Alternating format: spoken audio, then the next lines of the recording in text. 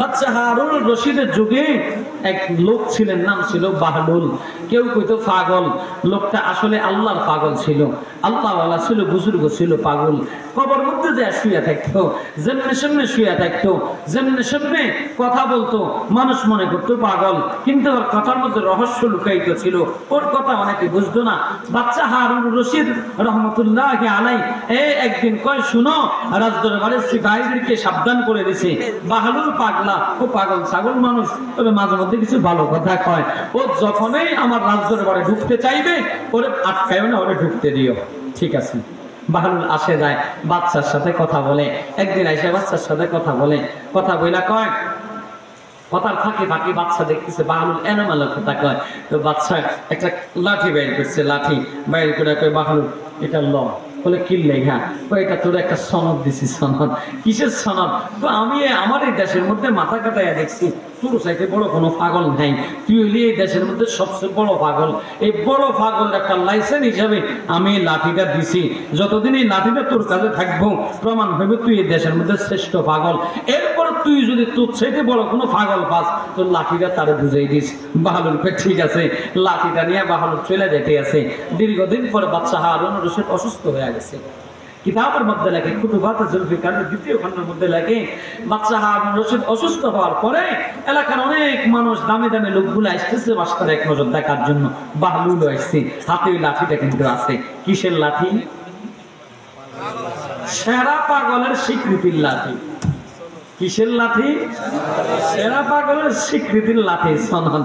বাহলুল লাঠিটা নিয়ে ঢুকছি। ঢুকার পরে বাচ্চা অসুস্থ। বাচ্চা জাহাপান অনেক অসুস্থ। আপনি বলে কোন জায়গায় চলে যাবেন? বলে হ্যাঁ আমি এই দুনিয়া সাইডে অনেক দূরে চলে যাবো। কত আসবেন কয়দিন পরে? 3 দিন পরে? না 3 দিন পরেও আসবো না। তোর ঘোষণা তুই পাগল, এগুলা বুঝবি না।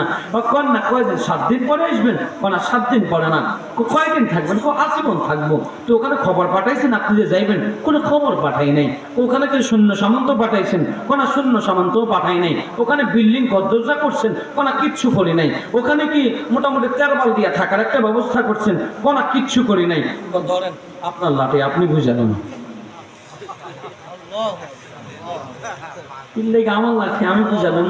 আপনি না কইছেন আমার চাইতে বড় পাগল যদি পাই আপনার, আমি লাঠিটা দেওয়ার জন্য আমি তাই হিসাব করে দেখছি আমার চাইতে বড় পাগল আমনে, আপনার লাঠি আমনে বুঝালাম।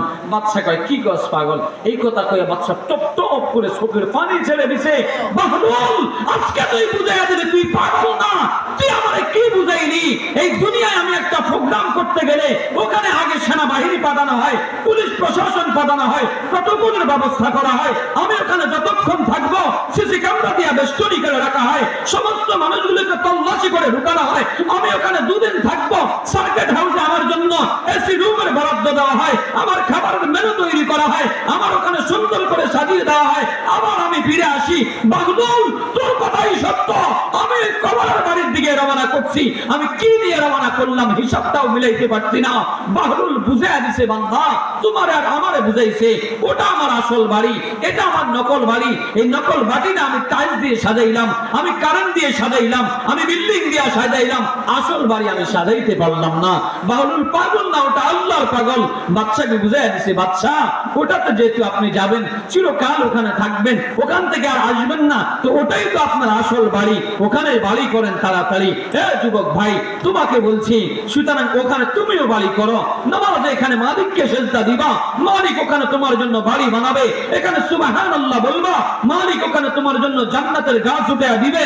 এখানে আলহামদুলিল্লাহ বলবা, মালিক হুর ও গেলমান দিয়ে তোমার জান্নাত চাঁদা দিবে। এখানে মালিককে সেজদা দিবা, সুবহান রাব্বিয়াল আযীম বলবা, সুবহান রাব্বিয়াল আলা বলবা, কোরআন তেলাওয়াত করবা। মালিক তোমার এই দুনিয়া থেকে যাওয়ার পরে জান্নাতের গালিচায় লাল গালিচায় সংবর্ধনা দিয়া তোমার বাড়ির চাবিটা মালিক তোমার বুঝাইয়া দেবে।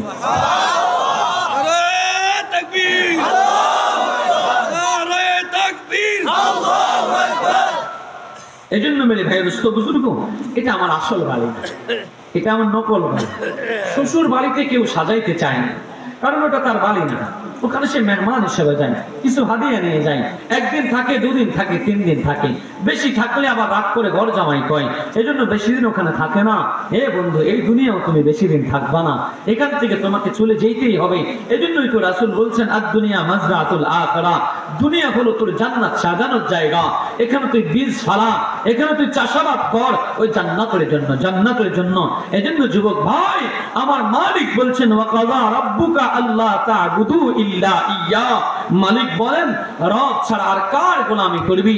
তোর রবের সিদ্ধান্ত, তুই রবের গোলামি কইরা দুনিয়ার জমিন থেকে আসো। আল্লাহ আমাকে আপনাকে কবুল করেন, বলেন আমিন।